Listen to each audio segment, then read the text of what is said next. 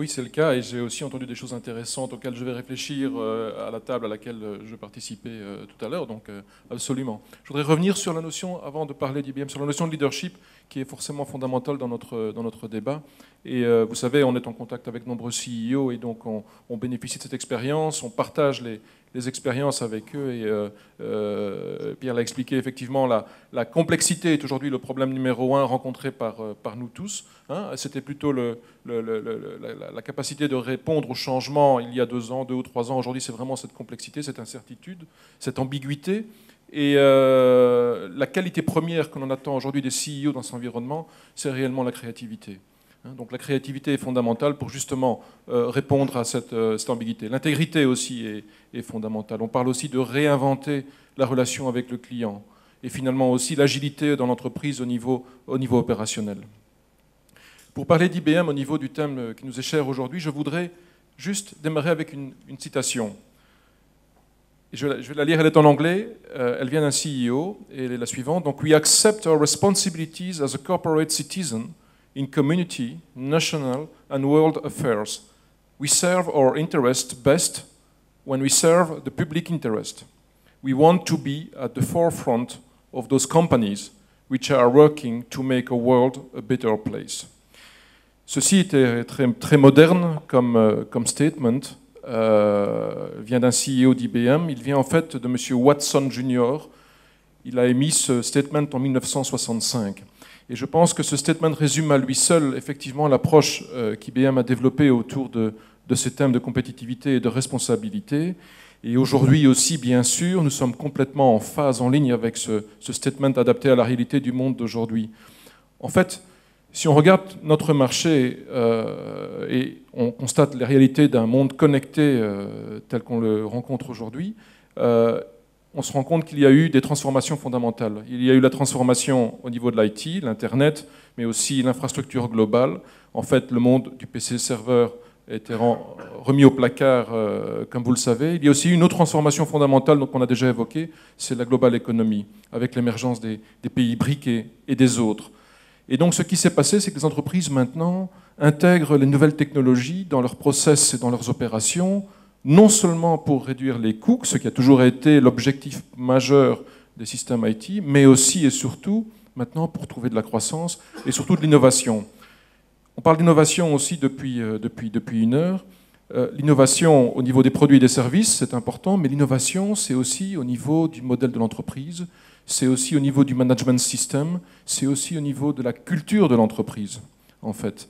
Et donc, la stratégie d'IBM aujourd'hui se positionne exactement dans ce créneau. En fait, nous souhaitons aider nos clients à faire en sorte de changer la manière dont, littéralement, le monde travaille.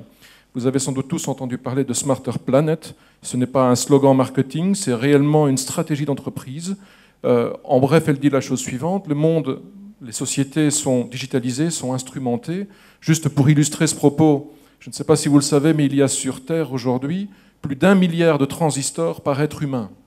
Donc si vous multipliez par le nombre d'êtres humains, vous avez une idée du nombre de transistors. Le monde est réellement instrumenté. Quand ces transistors se connectent entre eux, vous avez une idée de la manière à laquelle le monde est interconnecté. Alors on parle d'Internet, on parle de mobilephonie, etc. Mais aussi tous ces objets, en fait, tous les composants peuvent se parler entre eux. Le vrai challenge aujourd'hui, c'est de rendre ce monde plus intelligent. Le rendre plus intelligent, ça veut dire quoi? Ça veut dire qu'en fait, toutes ces instrumentations peuvent générer des données qui elles-mêmes deviennent de l'information, qui elle-même doit devenir de l'intelligence. Cette intelligence signifie de l'action. Et en fait, les grands challenges que nous rencontrons aujourd'hui, qu'ils soient sociétals ou au niveau d'entreprise, effectivement, répondent à ce besoin. Et donc, la stratégie d'IBM est réellement de se positionner à ce niveau-là. Et je voudrais terminer par l'un ou l'autre exemple, parce que ce ne sont pas des idées que l'on développe dans les pays lointains, aux États-Unis ou en Asie, mais réellement chez nous. Et en fait, ce que nous faisons, c'est que nous développons une best practice, on en a parlé tout à l'heure, quelque part dans le monde pour répondre à un problème bien précis, par exemple de mobilité ou de santé. Et ensuite, fort de cette expérience, de ce savoir-faire, nous l'exportons là où effectivement les besoins se posent aussi. C'est ainsi que, par exemple, on a développé avec l'hôpital universitaire d'Anvers une plateforme de diagnostic et au sujet des maladies rares. Hein, et on sait que c'est très important et très, très complexe en termes de données. J'ai aussi eu le plaisir, il y a quelques mois, de démarrer ce qu'on appelle une PPP, donc une relation avec les pouvoirs publics en fait, de la région wallonne, pour développer ce qui s'appelle un peu pompeusement le Eurogreen IT Innovation Center, où l'objectif est réellement de développer des projets qui répondent aux challenges et aux problèmes d'aujourd'hui, mobilité, gestion des bâtiments, contrôle d'une ville au niveau des données, les tester avec les acteurs locaux, parce que dans ces solutions, on ne détient pas la solution complète, on a besoin de créer des écosystèmes, et avec ces écosystèmes faits d'entreprises locales ou globales, effectivement pouvoir ensuite étendre les solutions au reste du pays. Merci beaucoup. André Bouffio, om die doelstellingen te realiseren van die onderneming die tegelijk verantwoordelijk is en tegelijk rendabel is, moet je natuurlijk de medewerkers hebben die daar helemaal achter staan. Daar werkt u ook hard aan.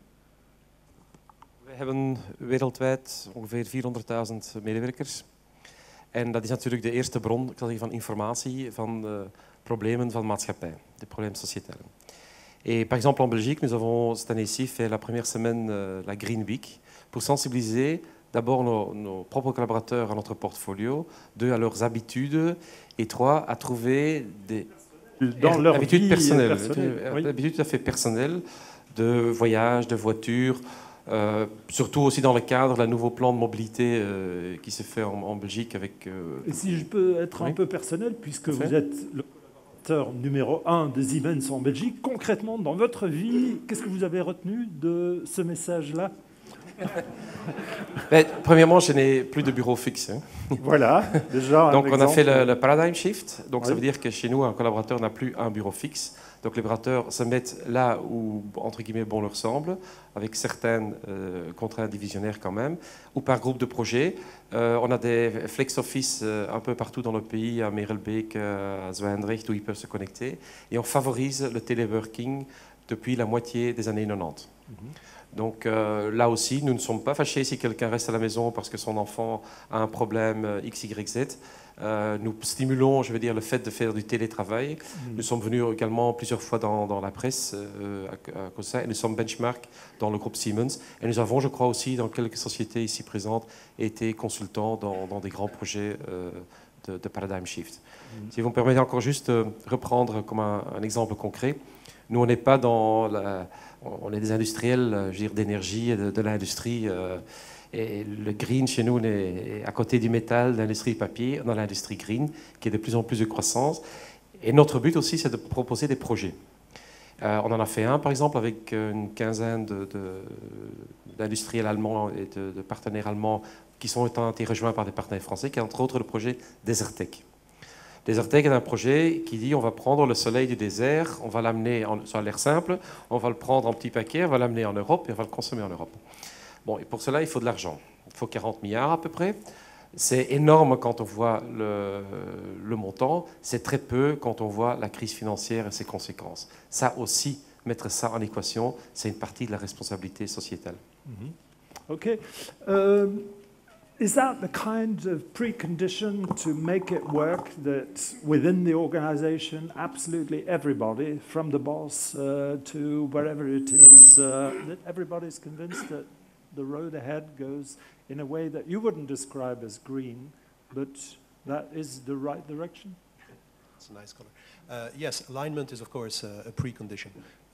I would even say it's a vital condition. But the image I would like to give is one of acupuncture, points of acupuncture, because the difficulty when you think about these big movements of alignment or creativity, for that matter, is if you're dealing with hundreds of people, is how do you get those people aligned or creative in a very short period of time? Now, we did a very interesting thing recently. It's a very kind of lateral research that we did with some researchers in social science from a number of large US and European universities.